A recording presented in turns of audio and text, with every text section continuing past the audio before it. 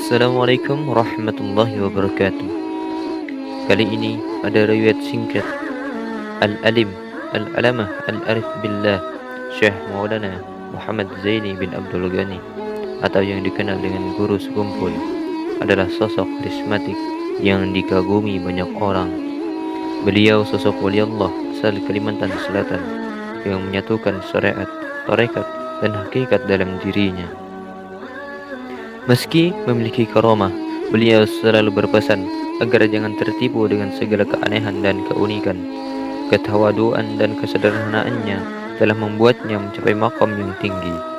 Beliau lahir 11 Februari 1942 di Kampung Tunggul Irang, Seberang, Martapura, Kalimantan Selatan.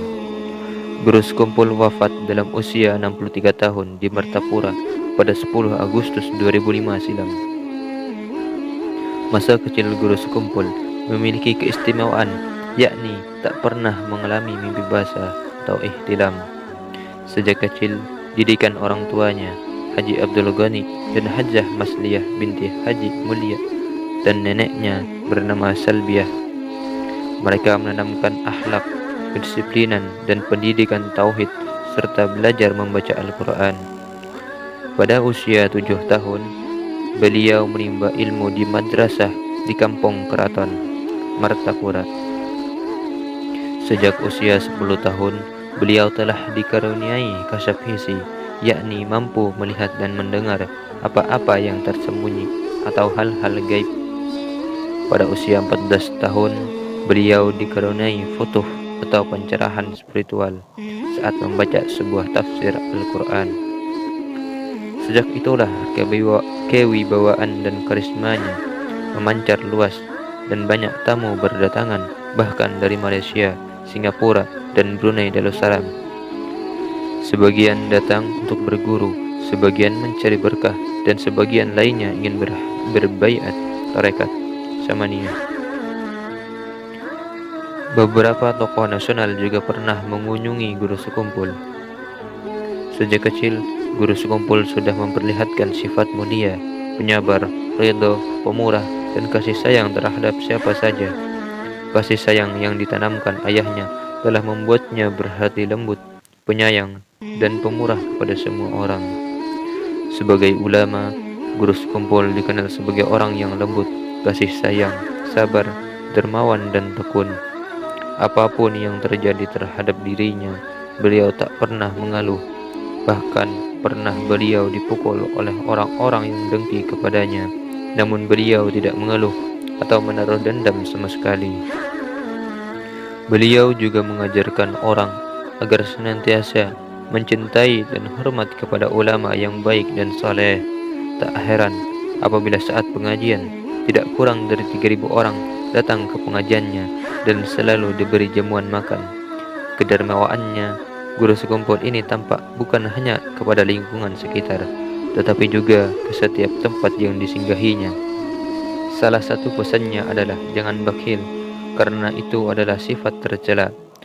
Salah satu keunikannya dalam berdakwah adalah perhatiannya kepada kesehatan umat.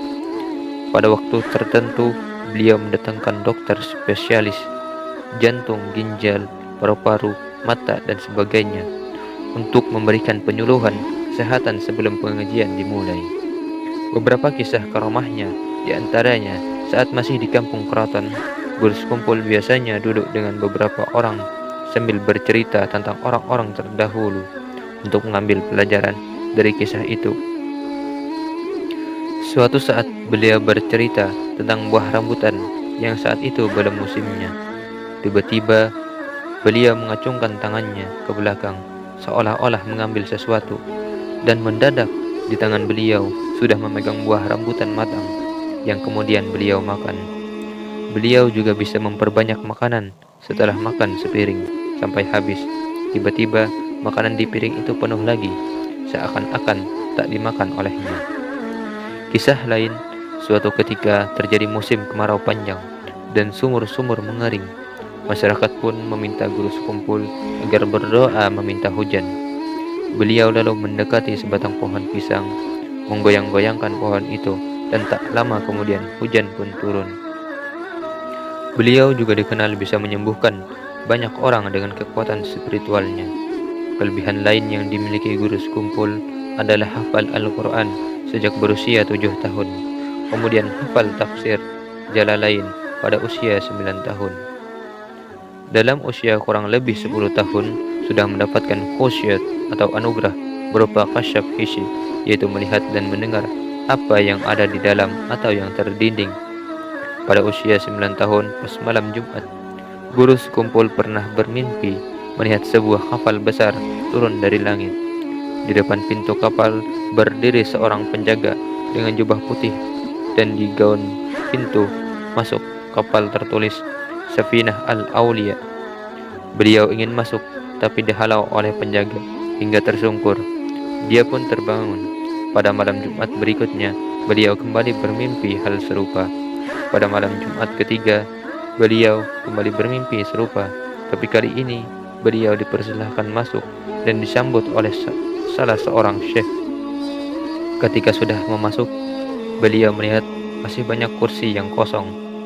Saat guru sekumpul merantau ke Jawa untuk mencari ilmu, tak disangka orang yang pertama kali menyambutnya dan menjadi gurunya adalah orang yang menyambutnya dalam mimpi tersebut. Adapun sebagian karomah abah guru sekumpul diambil dari manakib risalah riwayat Kiai Haji Muhammad Zaini bin Abdul Ghani Al-Banjari yang disusun guru Haji Muhammad Hudhari. Guru Hudhari menceritakan bahwa abah guru sekumpul sewaktu kecil pernah bermimpi bertemu Sayyidina Hasan dan Sayyidina Husain, cucunya Rasulullah. Yang keduanya membawakan pakaian jubah dan memasangkan kepadanya lengkap dengan sorban. Kemudian keduanya memberikan nama Zainal Abidin. Setelah bangun, beliau menceritakan mimpi itu kepada ayahnya. Kemudian ayahnya mengganti nama beliau yang dulunya Qusyairi menjadi Muhammad Zaini. Di akhir hayatnya, guru sekumpul sebelum meninggal dunia sempat dirawat di rumah sakit Mons Elizabeth Singapura selama 10 hari. Namun pada Selasa malam beliau pulang dan tiba di Banjarmasin. Keesokannya, Rabu 10 Agustus 2005, pukul 5.10 waktu setempat, beliau berpulang ke rahmatullah. Ribuan orang dari berbagai daerah di Kalimantan Selatan berdatangan ke Martapura untuk memberikan penghormatan terakhir dan mengiringi jenazah beliau hingga ke pemakaman. Guru sekumpul merupakan keturunan ke-8 dari ulama besar Banjar, Maulana Syekh Muhammad Arsyad bin Abdullah Al-Banjari. Semasa hidupnya, guru sekumpul pernah berpesan tentang karamah. Dia mengatakan, jangan pernah berpikir atau berniat untuk mendapatkan karamah dengan melakukan ibadah atau wirid-wiridan. Sebab karamah yang paling mulia dan tinggi nilainya adalah istiqamah di jalan Allah. Kalau ada orang mengaku dirinya sendiri punya karamah, tapi salatnya tidak karuan, maka itu bukanlah karamah. Wallahu a'lam bishawab. Semoga dapat bermanfaat. Assalamualaikum warahmatullahi wabarakatuh.